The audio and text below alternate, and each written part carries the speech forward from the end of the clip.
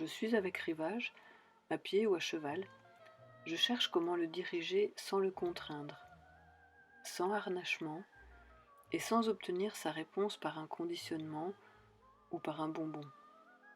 Je lui communique mes souhaits en le laissant libre de ses mouvements.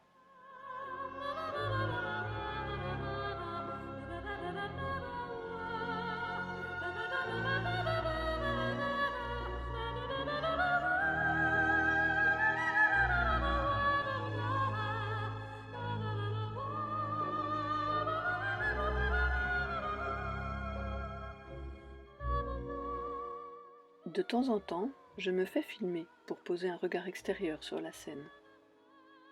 Quand je visionne ces images, je suis très émue. Émue de voir l'intensité de son écoute envers moi.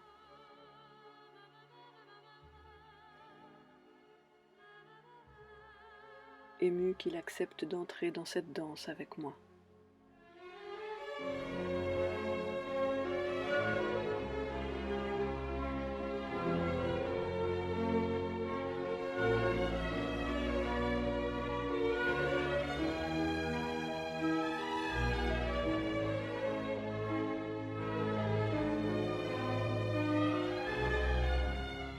Au fil de ces moments silencieux passés avec lui, je tâtonne et j'explore une manière de se comprendre, une manière de se faire comprendre. Je découvre l'immensité du langage du corps, je découvre la puissance de la présence à soi, je découvre la force de l'humilité d'être une toute petite partie de la nature. Je découvre l'intensité du centrage sur soi.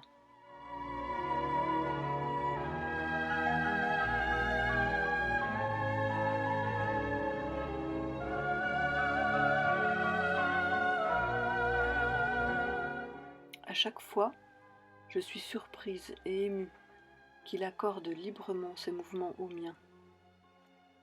Ce possible accordage entre nos deux espèces m'amène à me questionner encore et encore sur la maîtrise et les comportements de contrôle.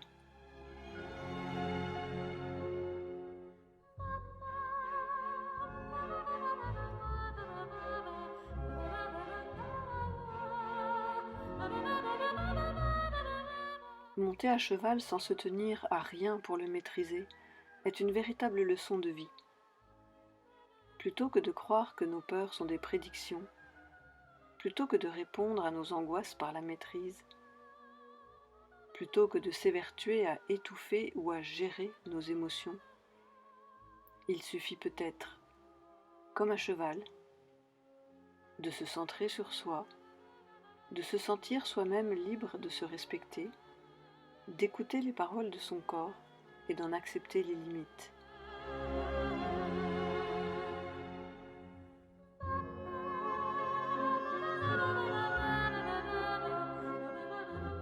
Car il devient alors possible de s'en remettre à la liberté de l'autre, de se laisser porter avec confiance et d'y être en sécurité.